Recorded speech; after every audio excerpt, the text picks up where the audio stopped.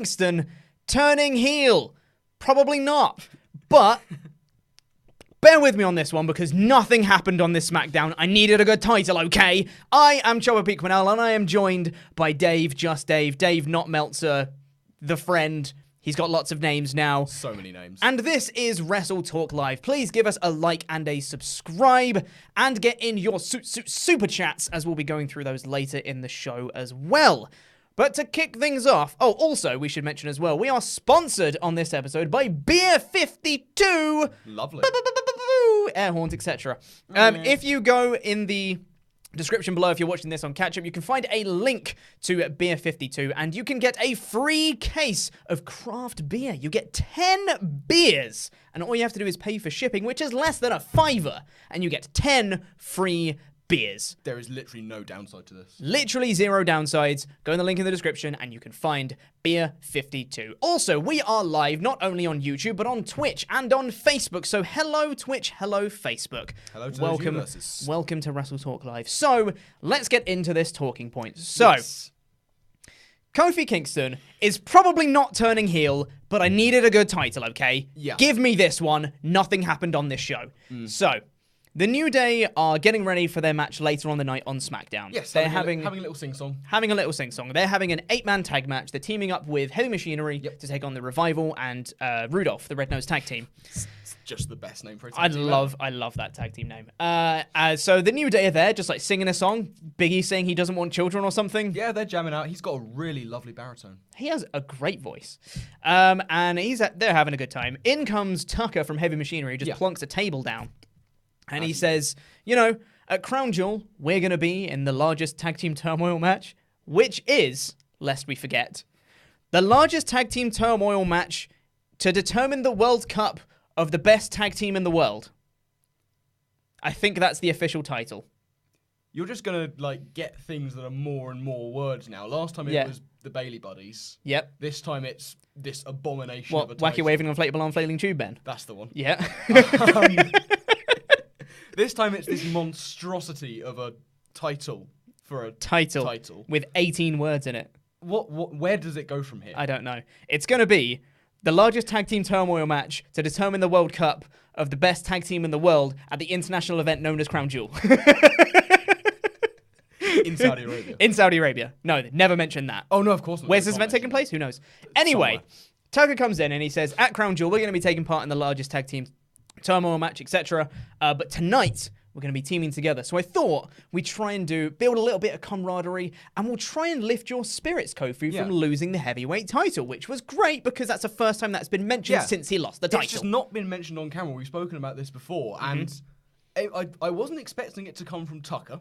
No, that's true. Of all people, just to pluck him out of the air to mention the title. And we're thinking, great, it's finally been mentioned. Now, finally, Kofi is going to address this. Oh, no. No, he's not. No, he's not. Swerved. He says, uplift my spirits? Man, no. Come on, man. I got the power of positivity. Man, that's all I need. And the first time I heard that, I went, ugh. As did I. Come on. Because, we've been waiting for some sort of catharsis for Brock beating Kofi, and we really haven't got anything yet, and it just seems like Kofi doesn't care. Yeah, it's almost like it never happened. Exactly, yeah. Or like he's trying to make it seem like it never happened. Exactly, He's not addressed it, he's not come out to the WWE universe and talked about it. Nothing. Yeah.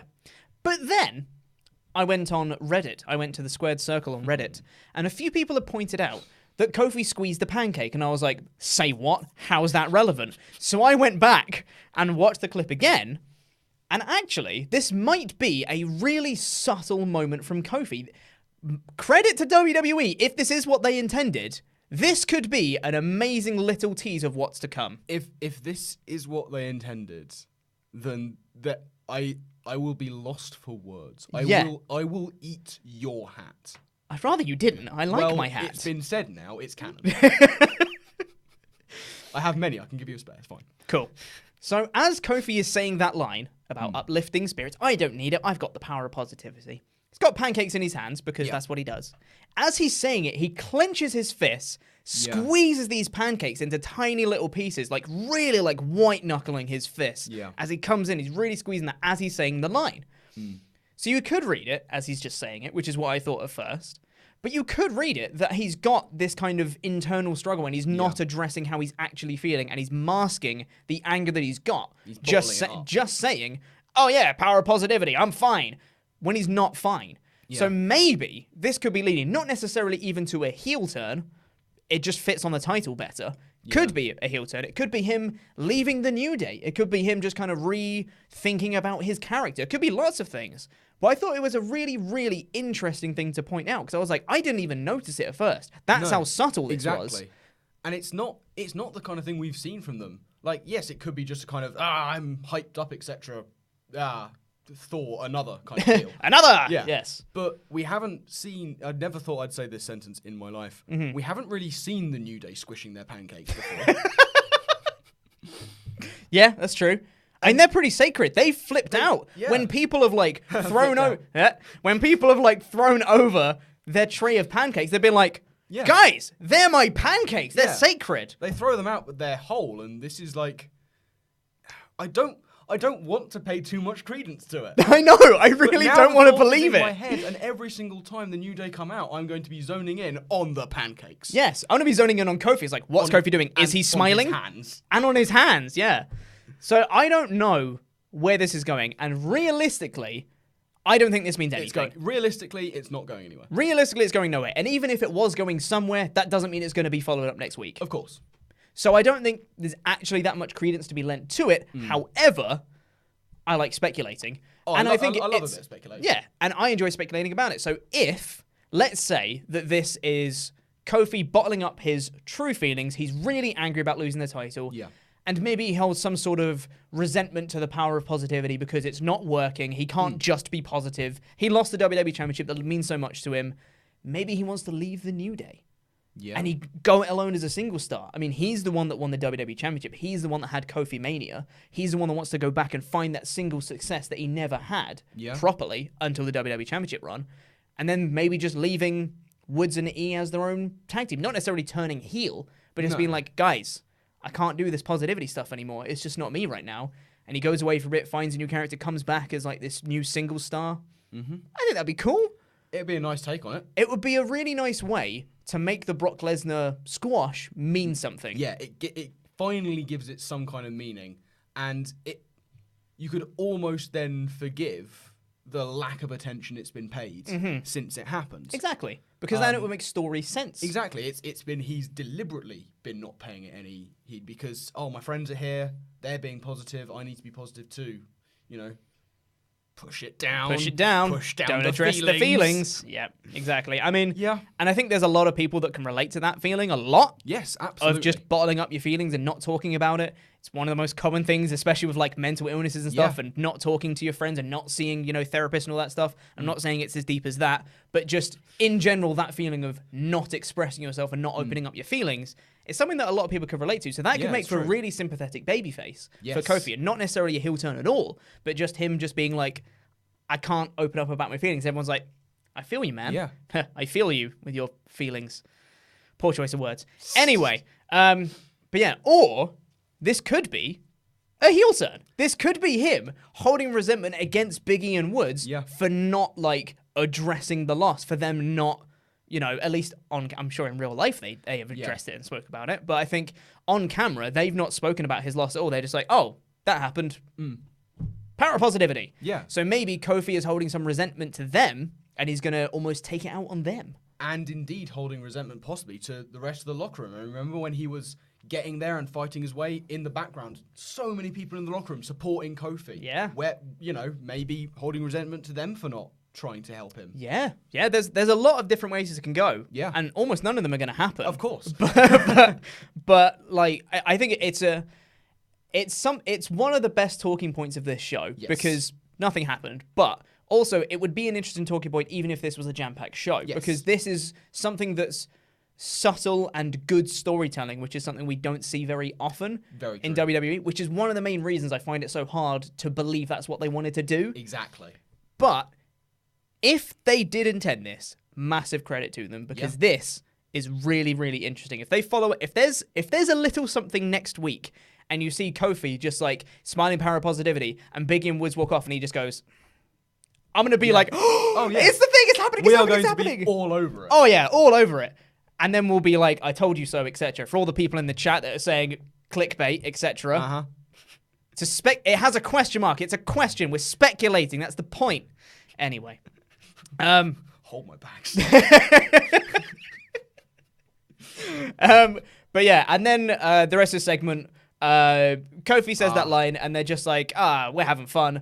In comes Otis. The savior of SmackDown. The savior of SmackDown. Otis comes in. Literally one of my favorite things about SmackDown right now is Otis. Honestly, there's not much to like, so it's a low bar, but he's very much way above that bar. Way above it. He comes in mostly naked under a rather suggestive apron, because why not? I like to think that was his decision. Yeah. I like to think that's what he wears around the house, maybe. Just comes in with some pancake batter. Big bowl of pancake batter. And drinks it. Yep. Tucker just goes, you know what this needs? Protein powder. Yep. Let's go. Pours a load of protein powder in it, and then everyone's like, guys, hold up. And then it's just like, more for me then. Gets like loads dripping down his beard. Yep. He's hilarious. I love Otis. Otis is wonderful. He's fantastic. That didn't really play anything into the Kofi stuff, but we just wanted to mention that so we don't have to talk about that segment later. Absolutely. But yeah, that's about it for now. We're going to get on to some super chats right now. So we're going to have some Matthew Robinson comes in to say, Kofi turning heel by himself would be nice, as a group would be predictable. I agree. Yeah, because everyone's either predicting a Big E heel turn, because he's big. Yep. Literally in the name. Or like a whole group heel turn. So I think subverting that, having like Woods or Kofi go heel, would be a nice subversion of expectations, I'd say. I agree. Zach Icon Littner said, Kofi looks disgruntled, Big E heel turn confirmed. You know it. It's a meme. Big eel. Isaiah Kinnard said, Kofi is tired of not being in reality. He'll snap. That is honestly a great shout, yeah. He's tired of being this happy-go-lucky, just like, almost, it would be like Bayley's promo later in the night, but better. Yes. Because he's like, I'm sick of having this power of positivity. It's just, it's covering up all of these feelings that I'm actually feeling. This isn't real life. I would even probably, like, if this is to happen, like, the moment he snaps, that's going to be akin to, like, Becky turning when she did. That's going to be major. Mm-hmm. If they treat it, I was going to say when it happens, if it happens. Yes. No, when it happens. This is canon now. We're the authority on what happens. Yes. And we know that WWE watches our shows. Yeah. And they get all our ideas from us. So this is actually happening now. Mm-hmm. We'll do one or two miscellaneous ones for now. Matthew Robinson again said, with both Miz and Daniel Bryan as both not heels for the first time ever, which kicks are better? Yes or it kicks? Ooh. Yes kicks. Come on. I think it's probably fair. Yeah. Mm-hmm.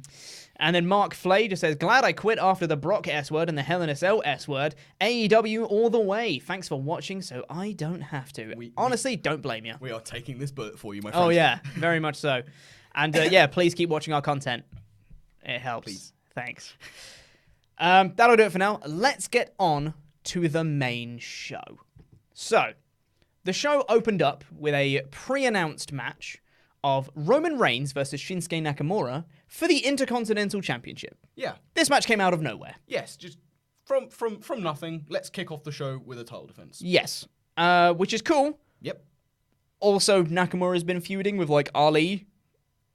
Why Reigns for the IC title is a bit weird, but... Yeah, it was a slightly odd decision, but we'll get on to some potential reasons why. They did cover it in the match, in fairness. One thing I do want to mention, the side graphic... When people come out, they have their graphics and their, the accolades on the side on SmackDown. The side graphic for Shinsuke said that he speaks both English and Japanese. It's like, stop breaking kayfabe. He no speak English. Remember, that's his whole thing. The whole thing. Come on, WWE. It's like they don't even know what they're doing. I know. Sami Zayn's on commentary for this match, which is a delight. Like, I was saying to you earlier, like, what I love so much about this is that Shinsuke comes out and Sami is so much more excited for his matches than Shinsuke is. Yes. He is. It's like he's wrestling. He's bouncing around like he always used to in his little beanie. Mm-hmm. Just so overjoyed. He's just happy to be there. Yeah, so happy to be there. And yeah, he was on commentary, and he was wonderful. He was wonderful on commentary. I liked him before when he was in the neck brace, when he was at ringside with the mic. That was good. Him on commentary, I think, like I was saying to you, reminds me very much of The Miz when Alex Riley was wrestling, and The Miz would be on commentary, properly bigging him up all the time, no matter what happens, putting down his opponents. And Sammy's doing exactly the same thing, and doing it really well. And he's hilarious as well. He really Sammy's is. so funny. He's fantastic. Sammy does a very good job of putting over the fact that Shinsuke is very disgruntled with Roman, because he's saying that Roman got picked first in the draft, and he's used that as to worm his way into an opportunity for himself for the Intercontinental Championship, which one, makes the draft feel important, which is good, and two, actually makes sense. Yes. First draft pick going for a title. Yeah. Makes perfect sense. Like that. Commentary, I wasn't really listening to every word the commentary says, because a lot of it's Michael Cole, and a lot of it's white noise at this point. Yeah, so you sort of zone out. They somehow link that with King Corbin, or something, maybe said something on Twitter. Yeah, I can't remember.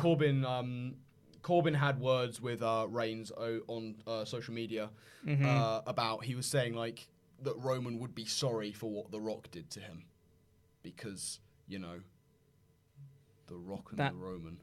Yep. I mean, they are cousins, but like, I don't know. If we had a falling out, I wouldn't start targeting your mum. Like, I have a problem with the person, not the person's family. I don't know. Sure, they tried to link it. They tried. We're going to have issues, and one day I'm just going to bludgeon your second cousin with a crowbar. Not really how it works. There was one spot in this match where Roman goes for the drive-by kick on the side, and Sammy pulled Shinsuke out of the way. Yeah. Isn't that a DQ? Well, you'd have thought so, because unless the ref didn't see it, except he was directly watching it. And, like, he didn't even throw out Sammy. Like, when there's interference, sometimes the ref could be like, I won't DQ you, but you're ejected, kind of thing. Yeah. He was like, that seems perfectly fine. And I get that Sammy is kind of healing it up Referee a little stoppage bit, should have been. But it was just like, the referee is directly watching. Sammy pulls him out of the way, and then goes back with his hands raised. Like, yeah, he's like, I didn't do anything. Like, very, very clearly did. Ref was entirely clearly did. It's fine. Not the biggest deal in the world. This match was fine. I thought it was pretty good. There was a really nice spot, I thought, where Roman went for a Superman punch. Shinsuke caught it and rolled through straight into an armbar. Straight into an armbar. That looked rad. And then he moved that into a triangle. As well, which was rad. And that's at the point. That's at the point. I wish we hadn't said it. Where Roman powers up, as he normally does, lifts up the triangle into a powerbomb. And Michael Cole. No, don't do it. Michael Cole says, Don't do it. That's called Big Dog Strong. I hate everything about that. It's so bad. It's just the worst. It's so bad. You guys have no idea. Just when you think Michael Cole couldn't get necessarily any worse, he brings that one back out. It's the Big Dog and its Boss Time are pretty bad. That's called Big Dog Strong, I think is worse. Yes. That's really bad. That's really, really bad. Roman goes for another Superman punch. Sammy gets involved. Shinsuke hits one of the sliding German suplexes off the side, channeling his inner Taiji Ishimori, which is awesome. He goes for a Kinshasa. He goes into a Superman punch for a near fall. Roman is ooh-ahing up for a spear. And then out of nowhere comes King Corbin with his scepter and just goes, bonk, DQ. Yep. All right. Which, bit disappointing. Yeah. I mean, I wasn't particularly rooting for Roman to win or anything, but, like, I wanted a finish. It would have been nice to finally have a finish in a match. Yeah. It seems like it's been a while. Yeah, it does, doesn't it? It's so weird. And then afterwards, Corbin, which I guess, they believe that everyone checks their social media because that's now canon. Corbin then hits a deep six on Roman, and it looks like they're going to continue beating him down with Sammy and Shinsuke as well. But then... And then... Daniel Bryan... etc. Yep. Daniel Bryan comes out for the save. Yep. Beats up Corbin and Shinsuke. Then Bryan goes for a dive, but Sammy grabs the leg, holds onto him in place, and Shinsuke hits a Kinshasa onto Daniel Bryan, and then they all walk off. The heels walk off, being like, "Hey, we're heels." That's what they do. Why are they all from New York? Hey, we're heels, I thought this was fine. Yeah. I don't really know why Daniel Bryan and Roman are still together when Eric Rowan and Luke Harper are now not the threat anymore. Yeah. Because they've gone to Raw and stuff, so, like... I don't know why they're still together, but... Yeah, like they were saying before, it was an unlikely alliance to begin with. Yeah. But the fact that it's continued is now baffling. makes it a likely alliance. Possibly. I'm not sure. I don't know. I don't know. I don't know what they're planning. Caleb Braxton's backstage asking if Baron Corbin has anything to say about Roman Reigns. And he goes, puts his crown on, and then walks off. I quite like that, to be honest. I didn't. I thought it was a waste of time. But I won't deny that. yeah. It was a waste of time. I did have a little chuckle about it. Fair. He was like, you're not worth my time. See, I didn't even get that from that. It wasn't even like, you're not worth my time. I just thought he was just like, I actually don't have anything to say about Roman, so Could be that. peace too. out. And then walked off. It was Almost like the storyline hasn't been thought through very well. They're like, right, we've got like 30 seconds we need to fill on this show. Kayla, ask Baron a question and then he won't answer it. Okay, sure. But then we got a video package that highlighted all of Shorty Gable, all of the people that have called him short, basically. Yes, which is many. It is a lot of people, surprisingly. I was surprised at how many people have made short jokes about him because I thought this was quite a recent thing. But no, it's actually gone back quite a bit. A lot of people calling him short. Yeah. Still doesn't make it any better, but No, this is true. And then we have Shorty Gable versus... Oh, I mean, this is the thing, though. When you've been put down... I'm not going to make a joke about that. So put down by people about your height, and you want to bounce back with a really high-profile match. Who do you fight? Curtis Axel. Oh, yes. Yep. Shorty Gable versus Curtis Axel. The crowd went silent for this one. Never have I heard a better use of "and the crowd goes mild." Yeah. They weren't very into this. No, it didn't. No stakes. Until, like, the last 15 seconds, I think. There was a nice little roll-up that Gable did from the corner, which the crowd went, ooh, at. And then he kicked out of that, and then he rolled through into an ankle lock, and the crowd went, hey, it's an ankle lock. We know that. Yeah. And then Curtis Axel tapped. Yeah. Lasted about 2 minutes. It was fine. Quite like the first thing Axel did was just pat him on the head. Yeah. That's nice. And then he tapped Are they out. Heels? Do we care? Better question. Does anyone? Do we care? No. I was surprised to see them. I didn't know they were really still there. Yeah, that's true, yeah. Another line from Michael Cole here. That's the thing about Gable. He wins. He just wins. What? I mean, he didn't at Hell in a Cell. No, but sure. He doesn't just win. You can't say that about him when he doesn't. Oh, no, sorry. He did win at Hell in a Cell, and then he lost on Raw or whatever it was. But whatever. He just lost to Corbin. Yeah, he doesn't just win, though. You can't big him up. I've written down he's clearly the new John Cena. Yeah, he just wins. Maybe they're Gable wins, LOL. They're building to that torch pass at WrestleMania. John Cena passes his torch to Shorty Gable. Or should we say... Do you want to do it or shall I? They've got to know. Let's do it. Okay. Caleb Braxton's in the ring. Says congratulations to Gable. And says everyone's been making height jokes. Despite her being like a foot shorter than Gable. Yep. Could have got anyone else to do this interview. Come on, get Todd Phillips to do this one.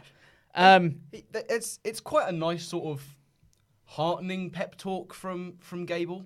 Like, it went on longer than the match did, but it was all about, like, how bullies make us better. I'm bettering myself because you're trying to overshadow me and push me down, but I'm not going to let it affect me. I'm going to take that and I'm going to turn it inwards and I'm going to be better for it, which is nice. It's nice. It was just like, everyone you should accept who you are. Exactly. I'm accepting who I am and you should never change for anyone. And I was like, these are good lessons to learn. Yeah. Poorly scripted. Very poorly scripted and very, very telegraphed. Very telegraphed. Poorly delivered, I'd say as well. Absolutely. Wasn't great. And then he says, Shorty Gable, let's shorten that. Call me Shorty G. Shorty G. Shorty G. Has happened. It's here. This is now canon. Shorty again. G's here. I don't know how to feel about it. I feel sorry for the people who do all the Titantron stuff. Yeah, they've got to change it all the time. It's been a week and they're like, what, again? So, yeah, Shorty G is here. Chad Gable. Shorty G. Remember American Alpha. Oh my God! How good were they? Ready, willing, and G.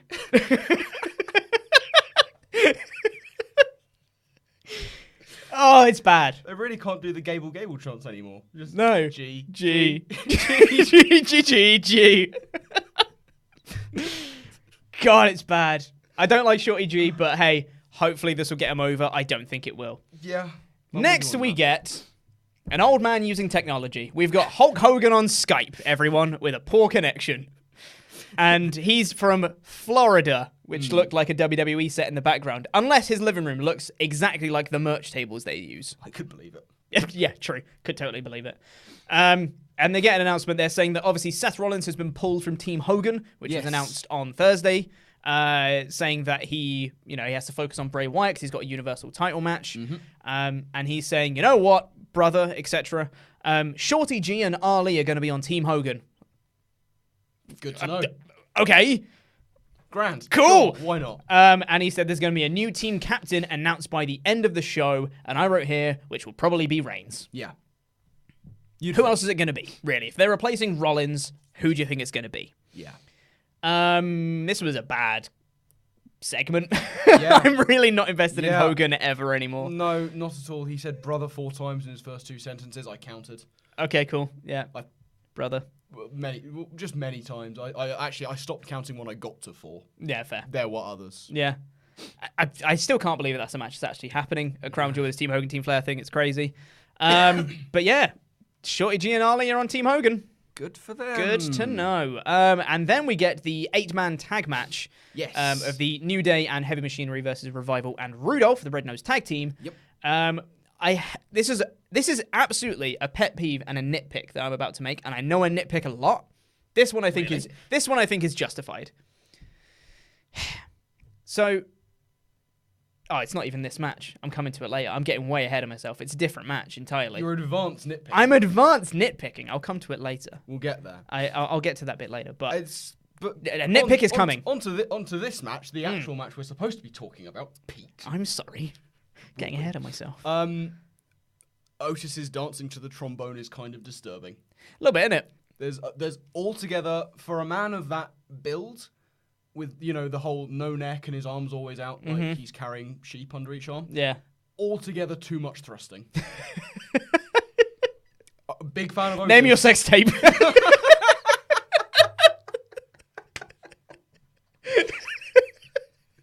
Oh, Lord. Oh, dear. Altogether too much thrusting. Oh, we're getting derailed here. Yeah, we are. Right. Michael Cole officially says, this is the A show, the blue brand. Mm-hmm. It's official now, guys. It's canon. SmackDown is the A show. Did you know Revival? I've got it written down. Revival of the SmackDown Tag Team Champs, guys. Still. Yeah. I had no idea. Yeah. And also, of course, I've got it actually written down here so I can say it right. They are competing in the largest tag team turmoil match to determine the World Cup for the best tag team in the world. Wonderful. Doesn't even make grammatical sense. No. This match was fine. Yeah, but I just got, oh, look, Kofi isn't fighting. Yeah. Shocker. Maybe that's playing into his heel turn. You're going to keep going with this, That's aren't a you? reach. A little bit. Yeah, just a little bit. This match was fine. There wasn't anything too crazy about this match. It was pretty formulaic. Faces kind of went on top to start with, and then heels came back during the ad break. Faces came back afterwards. Plucky sort of comebacks from like Woods. Plucky comeback, and then the finish happens. I mean, I did enjoy, like, you have like Woods who's been beaten down, and he's plucky going for it, and the heels take out the guys on the apron, and just I never thought that Woods tagging in Otis would be the hottest tag I've seen ever. It was a very hot tag. It was such a hot tag. The hottest of tags I have written down. Mm-hmm. It was pretty good. And that's something I liked about this one. Like, I'm sort of bigging up Otis here. I'm a big fan of Otis. He looked really good. He did, didn't he? He looked very strong. And then I've written down one note. Roode hits Otis, and he gyrates. That's pretty much it. Roode went in, started punching him, and Otis was just like, nope, I'm going to start dancing and gyrating and thrusting. Yeah, like, that's okie exactly dokie. what it is. Sure thing. He's fun. He's really, really fun to watch. Unlike all the times that the commentary go, these guys, so fun to watch. Actually, Yeah, Otis is actually are. actually fun to watch. Otis is very good fun. Another line from Michael Cole in this match, Yeah. talking about Dolph Ziggler. Oh, this was brilliant. This It's- was unbelievable. It seems like he's in the peak of his career right now. I mean, firstly, no.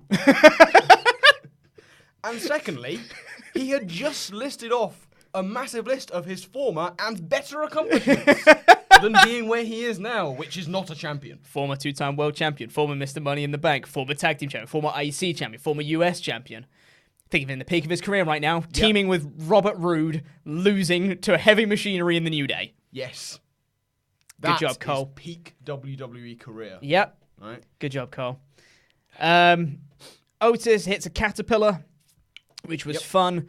They attempt to go for the compactor at the win, but they get interrupted.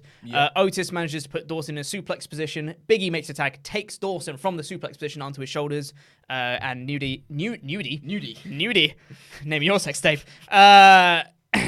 Nudie. I don't know. And then, New Day hit the midnight hour for the win. Yes, absolutely. It was fine. There was quite a good moment of commentary, I think, from Corey possibly, when shortly before Otis ruined Dawson. I think it was Dawson was going for a vertical suplex on Otis, and he's just like, this isn't going to work. Nope. Absolutely not. We get the announcement that King Corbin and Shinsuke Nakamura versus Roman Reigns and Daniel Bryan is going to be the main event of tonight's show. Yes, which I thought was weird. It's like I thought you'd build that to next week's show because it wasn't like the Roman Reigns Shinsuke match went 2 minutes and it got interrupted. It wasn't like there wasn't a match. That was a full match. Exactly. That almost had a finish before Corbin interrupted.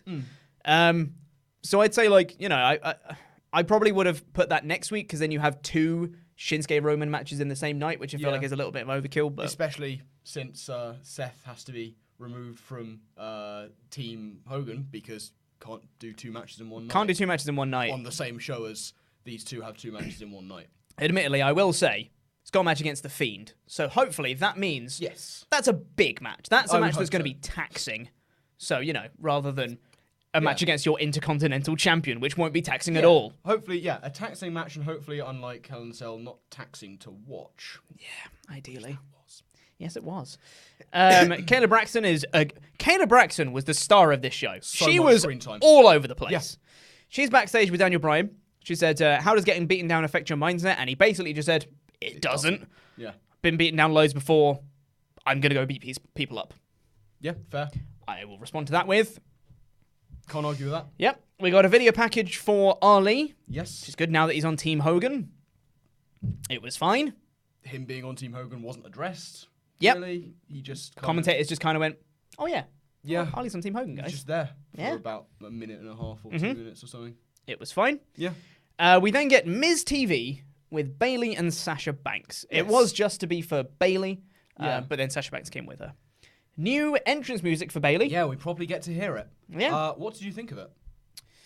I'm undecided. I wasn't immediately drawn to it like I am for a lot of themes. Yeah. I think it will grow on me in time. I think it's just such a stark contrast to the Bayley that I knew before that I'm having a hard time adjusting to this new Bayley. Yeah. But I think it's okay. Yeah? I think it's all right. Yeah, I think it will grow on me. But it didn't immediately call to me. Didn't immediately get you. Yeah. What about you? Really liked it. Yeah? Yeah, actually really liked it. And also on the Titantron, very different, of course. Yep. It's all like sort of edgy, and flamey, and metallic and stuff. All those kind of things you associate with heels. Fire and metal. Yes, fire and metal, yes. But yeah, I actually really like the music, to be honest. I think it's cool. It's a nice addition to a character. Yeah. It's a nice layer on it, which is cool. We got Miz throws to a video recap of what happened last week with the wacky waving inflatable arm flailing tube men. I'm going to try and say that faster and faster each time I say it. I will be timing you. Okay, cool. Oh my god, I forgot about this. I totally forgot about this until I just read my note. During this video recap of her slashing the Bayley buddies, it pans to someo's house. Just someone's random house pans away from the TV, and there's just a kid just crying. It's like, who is this? I know that there was a whole thing about... I think that was the one that was probably posted on Twitter because there was a whole thing about how she'd made a kid cry on social media. Yeah. Clearly that was it, but we had no context to it. No, absolutely it was just zero. A home video that zoomed round to this crying child and then went back to her messing up her friend. Immediately went back to the actual thing. That was weird. With no context, it was hilarious in the worst way. In the worst way, I want to point that out. Yeah. I liked, some of the rest of the editing I quite liked with them. The music fading out, cool. but keeping on going back to "There Ain't No Stopping Us Now" was very nice touch. And I also really liked as they get to the ring and Miz is like, Sasha, didn't know you'd be here, but good to see you. Yeah, Miz was fantastic in this segment. He was amazing. He was on form. There was another bit just on the video package front, just before we end that bit. They kept showing shocked fans throughout this video package, kind of interspersed with crowd shots of people going like, massive, like, shocked faces. And then she gets to a bit where she grabs the microphone and goes, "Hey, bitches!" And they show loads of shots of crowd being like, "Oh, no, she said bitch!" Oh, no, she didn't. Oh, no, she didn't. I was like, that's not the worst thing that happened here, guys. No. Come on now. No. After the video package, Miz just says, "So why? Yeah. Why'd you do it?" Just why. Bayley does. I was really annoyed at this at first, but luckily they actually answered the question because Bayley did the classic, "I don't owe you or anyone an explanation." I was like, okay, so you guys have no idea why and you're stalling for time. Yeah. But credit to WWE, they actually had an answer. Yeah, and I also quite like Miz's response to that. Yeah. Which was, "A champion who doesn't talk. Who are you, Brock Lesnar? Is this your Paul Heyman?" Is this your Paul Heyman? Yeah. Lovely. So funny. Yeah, Miz had some great lines just kind of prodding away at Bayley. Oh, yeah, constantly and saying, he's like, you're second fit. Is it because you couldn't deal with the fact you're always playing second fiddle to Sasha? Yeah, exactly. Always going to be in her like shadow. Yeah. It was amazing. Which eventually leads Bayley to actually give her answer. Yes. So Miz is a good interview host. Yay. Yeah. MizTV was worth something. Yeah, I'm a fan. Good job. Yeah, so basically she said, well, what about me?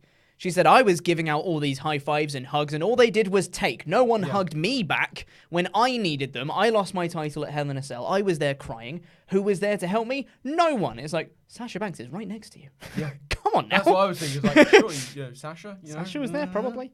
But then she was saying, I've outgrown them.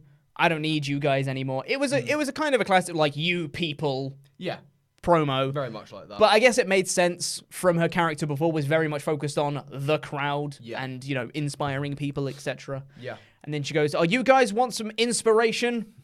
Life sucks and then you die. Which I feel like is a reference from somewhere. It's just a phrase, isn't it? I think.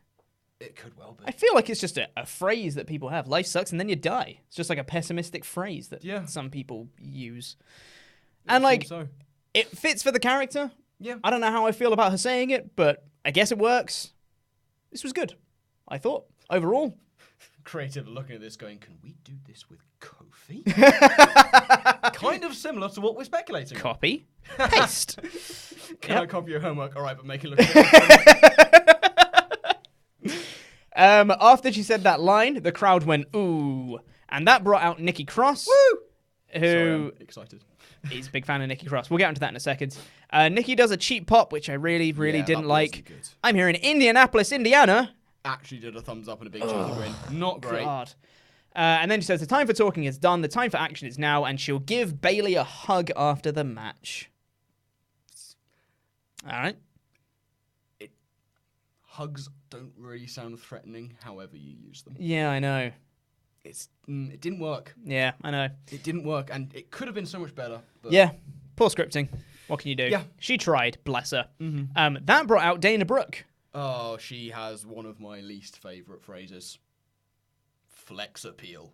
Honestly, I think if that's just a nickname, if she's like, I'm the Flex Appeal Dana Brooke, I think that's fine. It's not great, but it's fine.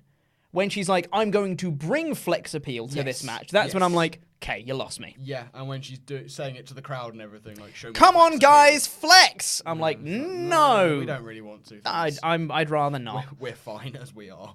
We're fine. But I will say, she delivered the promo pretty decently. Yeah. It was a very well delivered promo from Dana Brooke. Again, not great scripting, not a huge fan of the Flex Appeal thing, but very well delivered. Well. Props where props are due. Yeah. That brought out Lacey Evans, Yes. who said nothing and walked straight to the ring, and all three of them just went, okay, I guess we're having the match now. And that was the end of MizTV. Yeah, and then we went to an ad break, and when we came back, everyone was in the ring. Yeah, and Miz was gone somewhere. Yep. He found us away. So yeah, and then after the ad break, it's the six-pack challenge that was pre-announced, and that is Mandy Rose, Sonya Deville, Carmella, Dana Brooke, Lacey Evans, and Nikki Cross, all competing for the #1 contendership for the SmackDown Women's Championship that Bayley is holding. Correct. This was a fun match. I like this. It was quite fun. Yeah, I think the pace never really slowed down at all. It was kind of spot, which is quite fun. I always quite like it when you've got a multi-person match and just the heel just immediately rolls out. Yes, that's always fun, like yeah. And I like the psychology of Rose and Deville just kind of teaming up on everyone early. Exactly. Made sense, it was nice.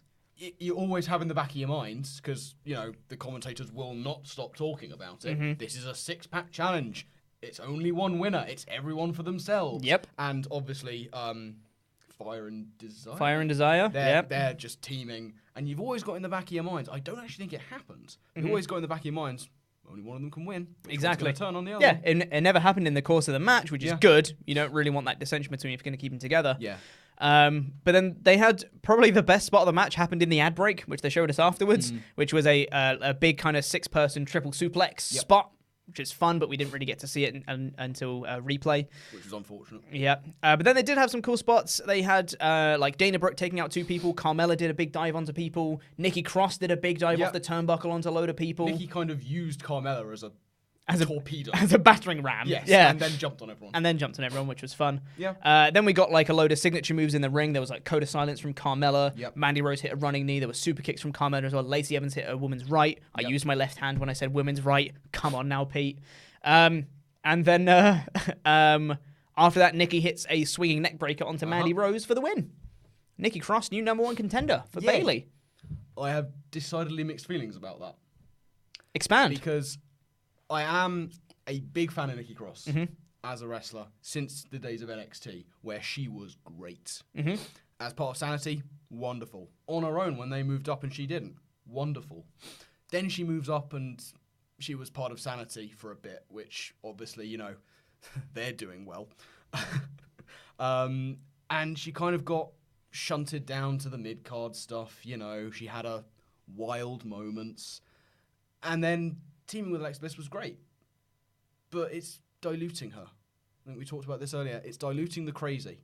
Yes. Which was kind of part of the appeal. Like, she always had this sort of wild fight your corner style, which is grand and something that's a little bit missing. But now the whole crazy thing that was part of what made her great is gone. Yeah. And I just don't like the fact that they're feeding her to heel Bayley so early.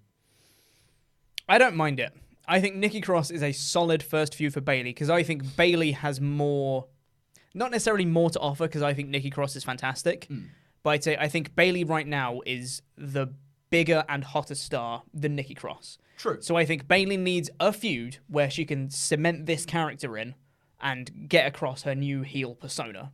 And I think this is a solid feud to do so. It's fine. It has to be against someone who is the up-and-coming face, which is true, which is what Nikki is sort of working with. I'll be retroactively okay with it if it doesn't ruin Nikki. Yes. Yeah. Because in an ideal world, they'll have a really good match at not Crown Jewel. No. Survivor Series, I guess. That's the next one after. And they'll have a really good match, and Bayley will win, keep her title, but Nikki will look great coming out of it. Nikki will look great coming out of it, and hopefully will come back for more at another time. Yes. Yes, that would be great. I don't want it to just move her back into obscurity. Yes. That would be a shame. Also, where was Alexa during this whole thing? Yeah, she's just sipping pina coladas at the beach somewhere. Disneyland, probably. She goes there all the time. Yeah. Remember when they were a tag team? Yeah. Great times. They got, blockbuster trade, by the way. Yes. Back to SmackDown was Alexa Bliss and Nikki Cross. So. What a great. Where's Alexa? Trade. Yes. For nothing, seemingly. For the promise of getting something later. Why don't they just not make up their minds? Like, yeah, we'll give you these two. We just don't know what we want to return yet. Yeah. But we'll get back to you on that. We'll get back to you, yeah. Consult the war room. Which there was a distinct lack of this week, by the way. Need more war rooms. We really do. One more line from Michael Cole in this match before we move on. Remember the great rivalry Lacey and Becky Lynch had over the summer? Please don't remind me. Thanks, Cole. We get a video package for Braun Strowman. Yep. Which was, again, fine. Yeah, it's just Braun going and hitting things match and flow thing. I don't know what it is, but yeah, we saw Strowman pushing things and pulling things. and pulling things and hitting things and Strowmaning all over the place. Strowmaning all over the place. Title of his sex tape. Hey, we get an ad break, and then we get a video package about the Rollins Fiend feud thus far, recapping Hell in a Cell and the burning of the Firefly Funhouse on Raw. I hate being reminded of it. Hey ho. And then they announce Falls Count Anywhere match at Crown Jewel, which we knew was happening for the Universal title. Seth Rollins versus The Fiend. They added a stipulation onto this match. Yes, they did. This match can't be stopped for any reason. I didn't mean to sync up with you on that, but we did, and it was lovely. I'm glad it was great. Glad we shared that moment. Harmonized. Any reason this match cannot be stopped. Okay, so first things first, it shouldn't be a stipulation on that anyway, because it's a Falls Count Anywhere match. It shouldn't be stopped anyway. We'll get the obvious thing out. They shouldn't have that stipulation on it anyways, because that should be a given. Yeah, you shouldn't be able to ruin Hell in a Cell match and then go, oh, but this one, guys, we won't ruin this one. Morons. That was said with such vitriol. I hate it so much. This match can't be stopped for any reason. Of course it can't. It's a bloody Falls Count Anywhere match. Anyway. And then we have the other side of this. Yeah. Any reason. Any reason. Any reason. This match can't be stopped. I kind of want this to blow up in their face a little bit. I kind of want them to be forced to, because, like, an earthquake happens. The arena sets on fire. Panthers are released. I don't know. Anything like that. Pick your poison, whichever one you want. All three. And the match actually has to be stopped. Yeah. And then they screw up the can't be stopped for any reason rule. Exactly. Be amazing. I mean, it wouldn't be amazing. It would be horrific. It would be I'm not saying I want an earthquake to happen. That's awful. It would be very sad. Millions dead. But, you know, we're taking it to the extreme here. But Pinch yourself. Because we like to do that. Take him with that, but oh man. Anyway, we then get Braun Strowman versus a local jobber. Oh wait, sorry. It's Drew Gulak. He of a fantastic title run in the Cruiserweight division. Yep. Really, really good title run. Actually very enjoyable. Defended it magnificently against many comers at many times. Had some great matches on NXT with Kushida and Lio Rush. It was awesome. Let's feed him to Braun. Yep.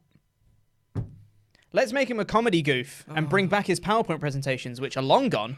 Don't get me wrong. They were fine. Very funny. Yes. Love Gulak when he's doing the PowerPoint presentations. Make them as an actual gimmick, though. Make him still a good wrestler with that gimmick. Don't just make him a comedy goof who gets jobbed out to Braun.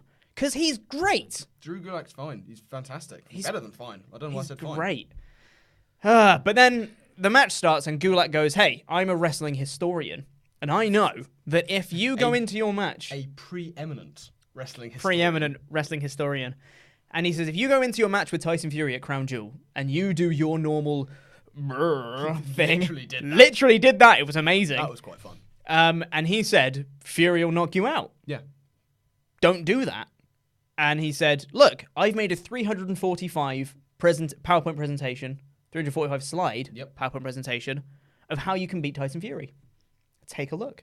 Slide 1 comes up. It's got some badly drawn things, fun cartoon characters. And he goes, slide 1. And then Braun beats him up. Yeah. Braun runs around the ring, does his thing, hits a power slam, wins. We didn't even get to see the full PowerPoint presentation. I want to see all other 344 slides. Is it going to be on the WWE Network? I hope so. I really do. So it's a shame that Gulak got jobbed. I know why they're doing it. They're trying to build the Strowman-Fury feud, and I guess it worked. Yep. I'm not more excited for the match out of this, I wouldn't say. Not really. But is what it is. We get another thing for WWE 2K20, which is coming out on Tuesday, and that's important because on Tuesday... we're going to be launching a Twitch channel for Screen Stalker. Absolutely. Twitch.tv/Screen Stalker. Go and follow us over there. We're going to be doing like 2K20 month after that thing comes out. We're going to be streaming that every day, Monday to Friday. It's going to be awesome. We're going to do like my career mode and universe mode and all this other crazy stuff on 2K20. So give us a follow over there. And then we'll have cut downs of all the good Let's Play stuff on the YouTube channel as well. So follow us on Screen Stalker and subscribe to Screen Stalker if you haven't yet, because we'll be doing all that come Tuesday. Definitely going to be very worth checking out. Indeed. Yeah, advert for 2K20 here. It's fine. Yeah, It's whatever. It's a game that's happening. And it looks awful. What was that thing that was it? Is it Corey tweeted out about how the graphics keep getting better? Oh, well, do they? I mean, kind of not, mate. Absolutely not. And then we get the main event, which is Daniel Bryan and Roman Reigns versus King Corbin and Shinsuke Nakamura. This is my nitpick that I was talking about earlier. Daniel Bryan comes out. I thought it was going to be this. Daniel Bryan comes out. Ad break happens. Yep. The heels have come out. Yep. Baron Corbin and Shinsuke Nakamura. That. Skip those two entrances. Then Roman Reigns comes in. You have one person from one team, the two people from the other team, and then one person from the first team. Yeah. And why? I get why they put Roman out last. Mm-hmm. Because Absolutely. they had, that we skip Nax and Corbin's intro so that we can get the captain of Team Hogan at WWE Crown Jewel, Roman Reigns. Who saw it coming? I did. Everyone. Great audio content of us raising our hands there. We raised our hands. We raised our hands. But yeah, I see what you're getting. Like, if they're going to have him come out last, sure, bring the heels out first. Yeah. Then bring out Bryan. Yep. Then bring out Roman. Correct. I hate it. It's a nitpick. It doesn't really matter. It just really annoys me. Yeah, that's fair. So yeah, Reigns gets confirmed, the captain of Team Hogan. Shocker. Cool. And then this match happens. It's fine. Again, it's a really formulaic tag match. Yeah. Faces take control, heels take control, ad break, faces come back, do the comeback, and then the finish happens. I will say they had a couple of good spots here. Yep. Baron Corbin did his run around the ring post thing, goes straight into a Superman punch from Roman Reigns, straight into a spear through the barricade. Yeah, nice spot. Really cool spot, like it. I also like that there was a moment where Bryan is crawling towards Reigns, like doing the whole crawl. Is he going to get there? No, of course he's not, because Corbin's going to drag Reigns off, and Sami Zayn loved it. Yeah. He was going mental. It was like a kid in a candy shop. He's always a kid in a candy shop. He's incredible. He I is. love Sami Zayn. But yeah, after that spear through the barricade, that left Bryan and Shinsuke in the ring. Yep. Bryan hits the yes kicks. He goes for the running knee. Shinsuke hits a knee of his own, and he goes for the Kinshasa, but Bryan hits the running knee for the win. Yep. Nice. Shinsuke lost twice in one night. Still got the title, but he lost twice in one night. Granted, one of them was by DQ. But still. Yeah. I don't know where they're going with this. I really don't know where they're going. Because they're putting over the unlikely alliance of Daniel Bryan and Roman Reigns. Yes. So that's one plate that's spinning. Uh-huh. You also got that Bryan just beat the Intercontinental Champion. So is Bryan going to go for the IC title? Maybe. Is Roman going to get a rematch for the IC title because he got DQ'd out of his one at the beginning of the show? Is Roman going to feud with Baron Corbin? I don't know, because Corbin caused the DQ, and then they had those two had their spot through the barricade kind of thing. And obviously, Corbin wants to pay him back for The Rock or something. I don't know where they're going. Genuinely have no idea. It is a very, very strange one. Yeah. Honestly, as ever, you have to wonder if they know where they're going. I don't think they do. No. They're booking it week to week, and they go, not got Brock this week, do we? We'll stretch out Roman versus Bryan, and we'll just put them two together a bit more. I don't know. And I think they're kind of just playing it by ear at this point. Yeah, it does seem to be that way. Yeah. That's like they said, it was an unlikely alliance at the time, and now it's just getting odd. Now it's just a likely alliance, like we said before. Yeah. Weird. Overall, I thought this was an incredibly mediocre, middle-of-the-road show. Yes. Nothing was overly damaging. Nothing was bad.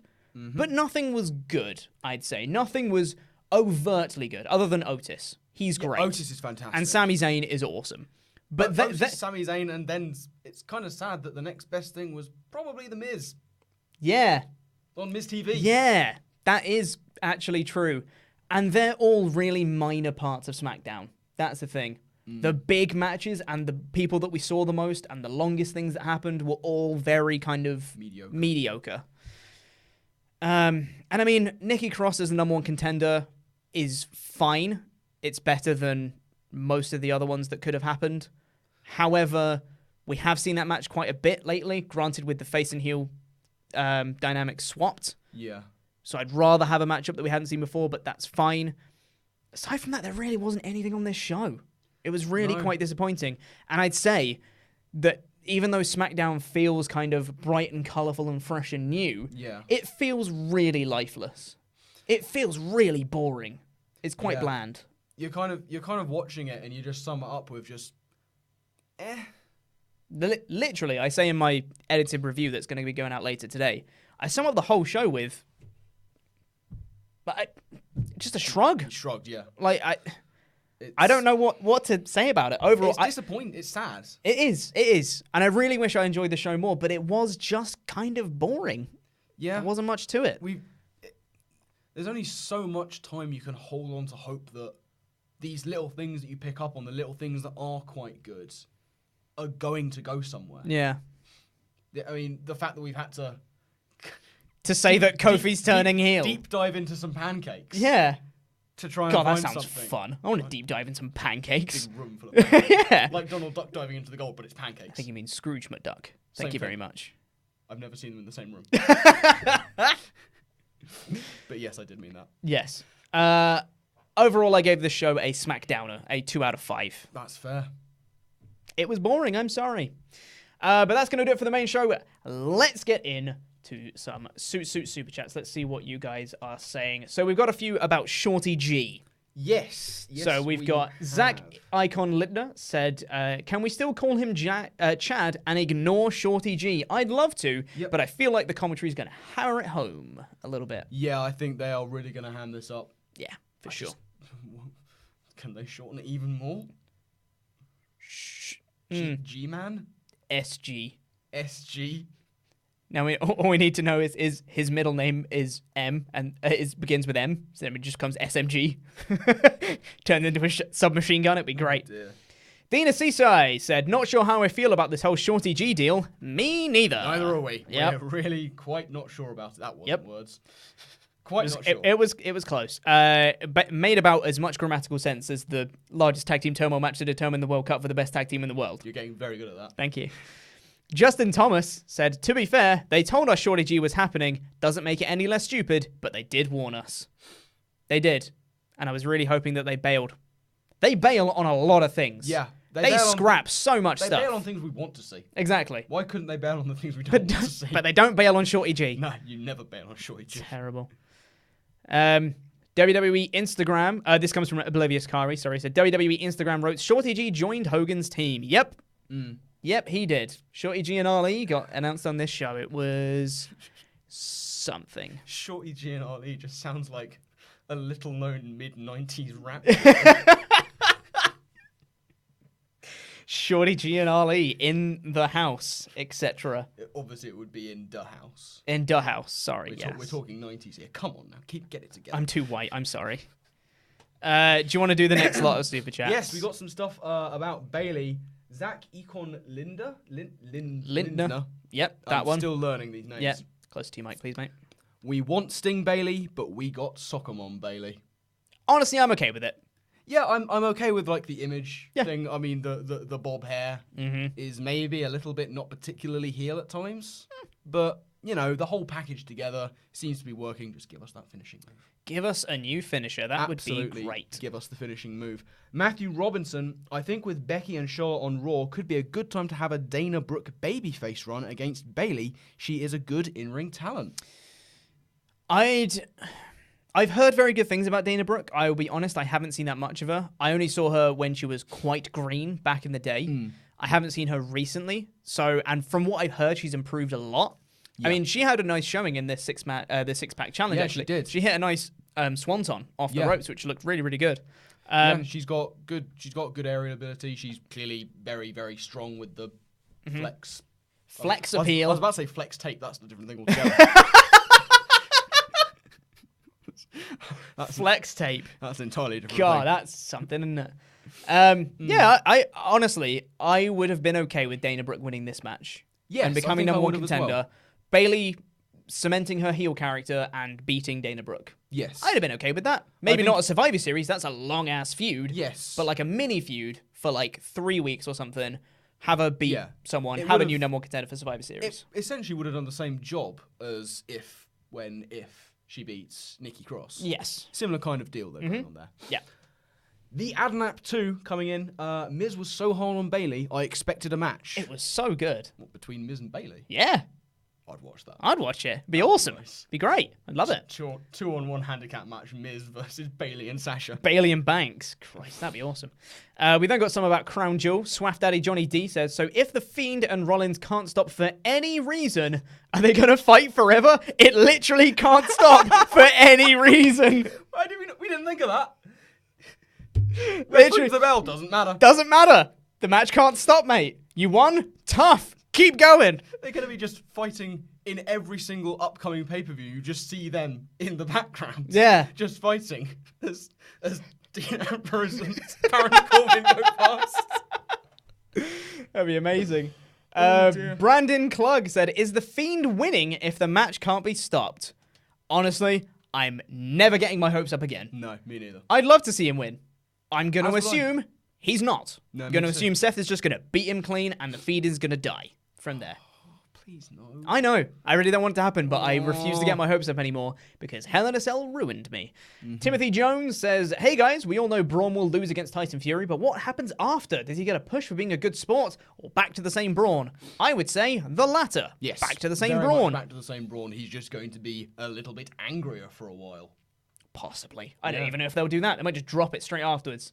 But like Tyson Fury beat him, and Braun's just going to come out and be like, oh, get these hands, etc. What accent was that? That's what he does. It sounded like he was from Somerset. It was a perfect impression, I think you'll find. Get these hands. Get these hands, mate. Oh, man. Zach Econ Littner, who's been very generous with the Super Chats today. Thank you. Yes. Do pinfalls count as a reason? Fight forever? More of the same. Yeah. Just never end the match, ever. Dustin Pilon says, prediction, Seth and Fiend brawl into the street outside the venue, and Fiend gets hit by a truck. That is how WWE justifies stopping the match. No. They're not allowed. You missed it. It can't be stopped for any reason. No. One of them dies, tough. Keep fighting. Doesn't matter. Walk it off. You've got to fight. It can't be stopped. Going for the big infinite count. Yeah. Holding them forever. Referee just getting so tired. It's like, can I stop now? There's no reason to stop. 1003, 1004. Right, do you want to do the next lot then of these miscellaneous ones? Yes. Sterling Van saying, WWE make it believable that Roman can take a loss against one person. 2019 has been a good year for Roman to be a more likable wrestler. Tension is key, so give him some rivals. Have him lose clean. 100% agree. Yep, with you on that 100% entirely. agree. Yeah, I think since he came back from leukemia, I think he's been much more openly received by people, very favorably received. They lost us a little bit around WrestleMania time, but they've kind of brought it back now. He's still very likable, still very over. Yeah. So I'd say, have him have some big matches, but have him take some losses. Yeah. Be a top superstar who loses against big opponents. Exactly. It makes sense. It's not going to hurt him as a Not character. at all. Not at all. And if anything, to gain him even more. Think about it in 2016. Finn Balor beat him clean. Yeah. Did Roman suffer? Not at all. And it only served to, like, elevate Finn. Massively Then so. Very selfishly got injured. I know. How dare he? What an idiot. Right. Yeah. Next one. Yeah. Jimmy G, I got my Beer 52 crate. Oh, yeah. Nice. Nicely done. Ready for a lovely time with the boys. Keep up the good work, lads. Dave, you are a great friend, not a fiend. Thank you. He's a great friend. Thank you. I'm just a friend, Jimmy. I'm not a fiend, you know. Still don't trust you. You can trust me. Can I? Yeah. Doing the head tilt. I don't like it. Thank you very much, Jimmy G. Thank you for the support. And of course, Beer 52. Go down in the description. You get your free crate of craft beer. 10 beers. 10 beers for free. And all you have to do is pay for shipping. Yeah. It's a no-brainer. Win-win situation here. Do it. Anyway, moving swiftly on, Matthew Robinson, what do you guys think about a dream match, Io Shirai versus Riho? I think it would be amazing. Also, love you guys, Dynamic, for Saturday Wrestle Live Ramble. Hey, Thanks. not a ramble anymore. It's WrestleTalk Live. Very important. The ramble name is dead. Never existed. Never existed. Io Shirai versus Riho would be awesome. Yeah, we'd love to see that. Love to see that match. That would be great. And thank you very much. Yeah. Love it. Thank you. Timothy Jones, back again. Will Drew Gulak be taken seriously on SmackDown? It was his first night and he gets demolished by Braun and he didn't even seem as arrogant as he was before. He's a comedy kook. Which is such a shame. Yeah, he's a comedy character now on SmackDown, which sucks because if you literally watched NXT last week, not this week's episode, but last week's episode, an amazing Cruiserweight Championship match against Lio Rush. Like, exactly. I don't understand how Vince McMahon can be so oblivious to what happens in NXT to be like, he just lost this Cruiserweight Championship in a really, really good match, potentially show-stealing match. Yeah. And now he's here jobbing to Braun. Like, I don't know. It's just sad. And I hate it. Drew is someone who I wasn't a massive fan of at first, but he grew on me. Yeah. He forced himself to grow on me. He Gulaked on you? No. He Gulaked on you. Gulak. I'm trying. That is not your position. Yeah, it's a shame. Sorry. It's not your position. Name your sex tape. Carry on. Gosh darn it. Yeah, I hope he gets taken seriously. It's not looking good, though. No, not at all. Montalk? Why not? Montalk. When will the SmackDown review be out, guys? Good question. It's being edited currently. So as soon as it is edited, it will be put up. Last week, it was an extra special anomaly because obviously it was the first time that Dave had done anything on there, so I had to help him through a couple things, and it was the editor's first time editing that kind of video as well, so it went out super duper late last week. But this week, there won't be as much of an issue. There's no news attached to it. It is just the edited review going out. So it's a shorter video, and I got the recording to him earlier, so hopefully should be out a decent time today. Fingers crossed. With any luck. Yeah. Justin McLean, Corey Graves said on the Pat McAfee show that they read off teleprompters. All the commentary is scripted. It's on the Friday, October 18th episode. Does not surprise me. No, yeah, no, I mean, they're absolutely read off prompters. They have everything prepared in advance, and anything that they say will be Vince McMahon telling them to say something. Yeah, he's in their ears. Yep. It's a shame. Yep. Guy2231, happy birthday, Chopper Pete. Still not my birthday, but thanks. You love it. Do I? Yes, you do. Lil Dominator was at the show last night. It was all right. I really want to see all 344 more slides of Gulak's PowerPoint to stall him getting buried. Yep. Absolutely. I want to see. I would love that, yeah. Please, can that actually be uploaded? I will check that out. And more to the point, I want them to have been made by him. Yes. I want that'd be great. him to have done it. Yeah, that'd be awesome. It adds, a certain sense of artistic merit. I don't know. Maybe. Possibly. Maybe potentially, perhaps. Next. Wallu TV. Mayor of Painesville, Dan. We love him. Nice. Well, I love him too. Hello, Yes. Dave. Welcome to the team again. Thank you very much indeed. Thanks, Dan. You're a lovely person. Thank you. Zach Econ Lindner. Viscount Dave the Friend. Oh, yeah, that was another name you had. You had Viscount as well. Yes, there was a Viscount in there somewhere. Yeah. I had a title. God, I forgot you had so many names. A title and lands. Got land somewhere. I have grounds. Yeah. To build my mansion on. Yeah. I don't know where a mansion's coming from. Matthew Robinson, what wrestler would you choose as your spirit animal? Mine would be Ortiz from AEW. Love their crazy work. What wrestler would I choose as my spirit animal? Is there a wrestler that sleeps a lot? No. Ooh, Wow, my mind has gone blank. In my mind now, no one wrestles. There are Yeah, no wrestlers. Exactly, yeah. Now that I'm my trying to brain think has of just gone linking raw. Like, I can't think of anyone. oh, blimey. We might have to come back to this. AJ Styles. Because he's cool? I don't know. I'm sorry.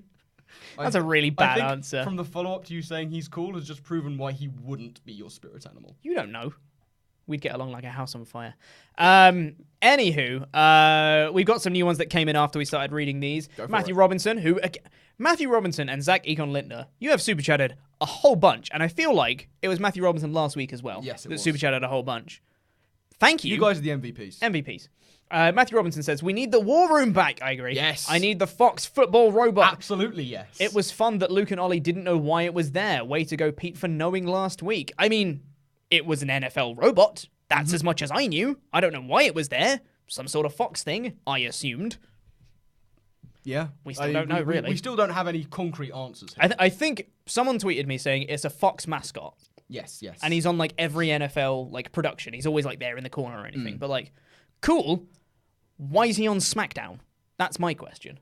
Yeah, it's not sure. Anyway, Zach Icon Lindner said the D in my last name is pronounced like wind. So Lindner. Lindner.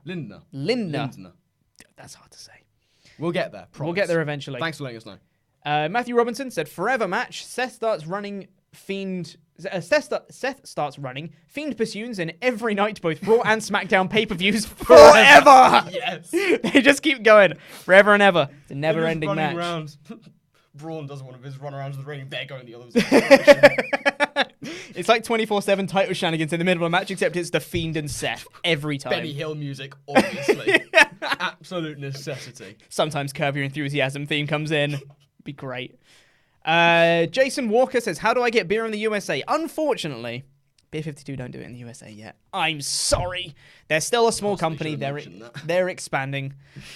They're still a small company. They're expanding. Yeah. Unfortunately, you can't get it in the USA yet. But hopefully in time. In time, hopefully you can. And you know how you do that. For anyone who's not in the USA, you need to support WrestleTalk by going down in the description below and clicking that link to Beer 52. Ow! That was a really hard point. Did not mean to do that. Click the link to Beer 52 and support WrestleTalk and get your free creative craft beer. Get 10 beers. Do it. It's a no-brainer. Absolutely. And also make sure to check out the WrestleTalk Instagram. Yes. We have one of those now. We have one of those now. Fantastic. WrestleTalk.official on Instagram. And sometimes Luke does an Instagram live. Sometimes calls it Instantgram. Sometimes he calls it Facebook Live because he doesn't know what he's doing. But, you know, it's fun. I'm a massive fan of Instantgram. Instantgram is great. Sounds like a powder you'd put in milk to have an easy breakfast.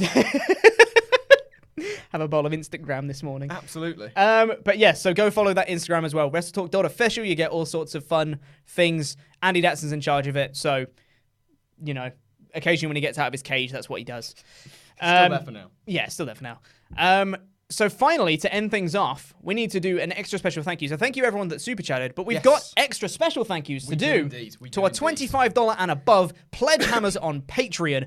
So if you haven't visited our Patreon yet, patreon.com/WrestleTalk, you can pledge to us a monthly amount. You get all sorts of extra stuff, extra bonus content, and if you pledge at the $25 amount or more, you get your name in a special wrestling gimmick type name read out on this very show. Exactly. So thank you to Nate Dropped Surname. Yes, Nate. Thank Good you. Stuff.